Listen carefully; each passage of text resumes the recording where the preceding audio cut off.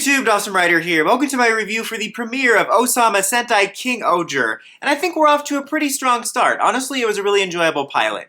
Kind of rushed like most Sentai pilots. To be fair, it's not as rushed as some I've seen, but I still am always frustrated with them having to rush everything to fit all the toys into one episode. Like, I get it. I know it's meant to be a toy thing first, but it's like, would the universe really explode if the toy and show debuts didn't sync up? I kind of wish, like, for the mecha debut, like, we could have done it as a cliffhanger, sort of, like, oh, here's the mecha, and so you can still buy it on shelves, and then lead into next week. Again, it's not as bad as others, but it's definitely that kind of rushed Sentai pilot. But at least to its credit, it definitely at least feels a little bit more like one of those pilots that's designed to be more of a rushed one episode, unlike some that feel like they were designed to be a two-parter and it was just smushed into one. But let's go ahead and get started talking about it. So we lay out effectively the mythology at the beginning, kind of a little narrative about what's going to be going on. And also one thing that's kind of nice, just to give the episode a little bit of time, they got rid of the opening theme for the first episode so that they had that little bit of extra time to lay everything out, which I appreciate, just because I like being able to actually dedicate a little bit more time to setting the groundwork for the series. And also it saves me the 0.1 seconds to skip past the theme song. But anyway, so it sets up the general mythology of, like, long ago there was the 5 heroes and the King-ohger mecha, the King-ohger god, and they stopped Bugnarok, and they thought they stopped Thor Ragnarok too, but that one was actually fun. But then they, had this prophecy of it's going to return in 2,000 years, but in the meantime, the 5 warriors and their mecha sort of spread off into these 5 kingdoms that prospered. And then we go to today, where they're all getting ready to meet as it's the day of prophecy. And we get to get a little bit of a look at all the kingdoms and their characters, and the CGI effect green screen work doesn't look the greatest. It's Toku. Definitely looks very like early 2000s Fox box stuff. But I do appreciate the general design and vibe of all the different kingdoms. Like, each one has their distinct, like, tech and stuff, and it has each different vibe, both for, like, the characters and where they live, which I think is rather cool, and I do appreciate it, and I think it's kind of a cool and unique mythology. I mean, the backstory is basic as they come, but I think that the aesthetics and, like, the emphasis on the bugs is rather unique, at least for Sentai, and I like it, and I hope we get more of that as we go along, which I'll talk about at the end, or, well, like, somewhere in the video. I don't know if it'll be the end. I'm unpredictable. This isn't scripted. But we get a taste of each of the characters, kind of their general personality. Honestly, just kind of, in-show look at what their character descriptions were. And just, my only concern is I hope that they don't all become cartoons or caricatures. Like, for the most part, outside of the Blue Ranger, who actually has, like, a character moment, and maybe to a degree Purple, they're all just kind of generic caricature-y introductions, and it's too early to judge, but I just want to raise the concern. But I hope for most of the series they're not just cartoons, and I hope they feel like actual characters.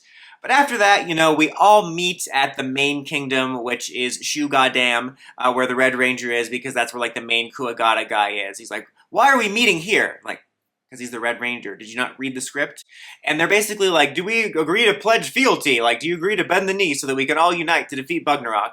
But Blue refuses, because he basically feels a correct premonition that Red's trying to seize power, and he doesn't want to bend the knee to all this, and he leaves. And he also brings up that it was him. It was I who installed the shield generators. No, it was basically, he says that. I mean, what am I talking about? He basically says, like, it was me that made, like, the electronics that made it possible to control the bug mecha, which is interesting because he talks about it being 2,000 years ago.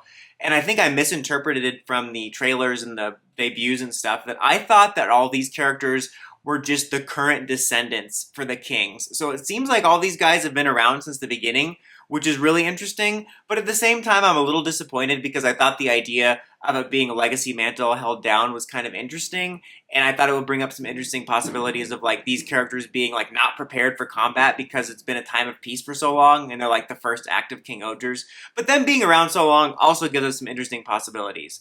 But basically, like, just as that's happening is when the attack starts, like, right after they disagree, the attack starts. And while the attack is starting, or just prior to it, we meet who's going to be our actual Red Ranger, our classic Red protagonist, as he's playing with the kids in the neighborhood, and you see these people coming to collect taxes, and he uses the kids to help, like, get the people to back off, and he's really optimistic about the fact that the king he believes is a really good person, and you get a little bit of a taste for his character. At first he's introduced like he's playing the villain in this game, and you get very much that obnoxious Toku Red. I'm like, oh my god, it's going to be another character I want to punch in the face. But then admittedly he does have a nice moment with the kids and the family he's defending, where he comes across as more of a human being than a cartoon, which is kind of nice.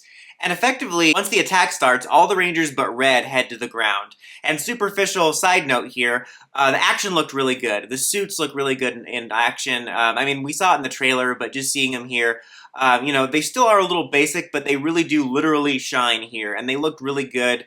Very brief action and some very brief stunt work, but it all looked very cinematic, especially for Sentai. I don't think they're going to be able to keep that up all throughout, but I definitely appreciated it here. I thought it looked really good, and I wish we spent more time on the ground combat, which is something I'll talk about again in a minute. But basically, Red's the only one not out there, and so somehow our little guy, what's his name? What's his name? I'm going to call him Ned for the sake of this until I learn all their names. So Ned shows up and he's like, yo, what the hell, man? You're supposed to be a man of the people. And this guy basically is like, I know it's episode 1, but I haven't gotten to deliver my villain monologue yet. But he's basically like, well, this attack's going to pave the way for me to be able to conquer all the other kingdoms because I am the Senate. And basically, he's just power mad. I mean, this sets up the reason why we're going to have this other dude as the Red Ranger.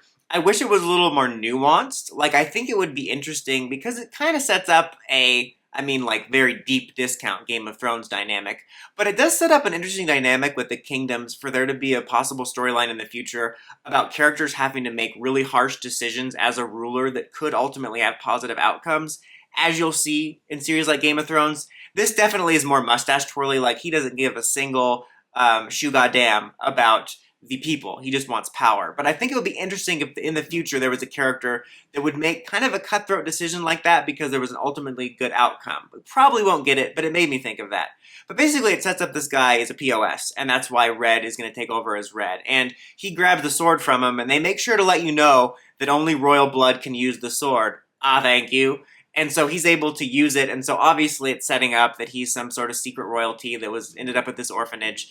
I mean, both of these would be generic, either the, Lost Prince type of storyline or like the peasant that rises up and is chosen, but I kind of would prefer if he's just chosen by this because he's worthy instead of it being like, oh, he's a secret prince.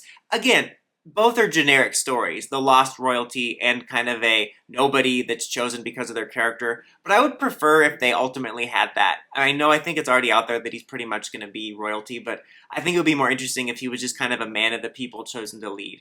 And again, this character right now is sitting on a fence for me. He definitely has the mannerisms and style of an obnoxious Toku Red, but at the same time, there is shades of an actual character there, like with his interactions with the kids, and also with him just, having this sense of justice, which he's right to have. Usually, like, the Toku Red will have a very abstract, weird sense of justice out of nowhere, and says a bunch of word salad, but in this case, it's like, I actually understand where he's coming from. And because he plays this villain character all the time, the fact that his sort of monologue and gimmick comes from him saying, like, well, if this is your sense of justice, I'm going to be the villain that brings you down, more or less, is a really unique way of putting it. So I'll say I'm at least half on board, but he's definitely an on-the-fence character where he could end up being actually okay and had a surprising amount of stuff I liked about him here, but he definitely could be annoying. But it skirts a line. But he's able to morph, and he's able to gain control of the mecha and awaken it, and we get our mecha debut at the very end to fight off the monsters that have invaded. And I wish I would have saved that for the end. Like, I wish we would have just spent more time with the characters and on the ground combat, just to see the suits active on the ground, and then form the mech at the very end, and then use that as kind of a cliffhanger into next episode, so you don't have to debut everything. With all that said, the mecha looks really cool. Obviously we eventually got to traditional mecha fights with Dawn Brothers, but it's kind of nice to get back to that right at the very beginning. It's a really good design, really good mecha fight there at the beginning. I do find it to be kind of funny in terms of how the mecha is constructed, where, like, I think it's cool and unique that it's made up of more than 5. It's made up of, like, 10 because you're using the little mini-bots.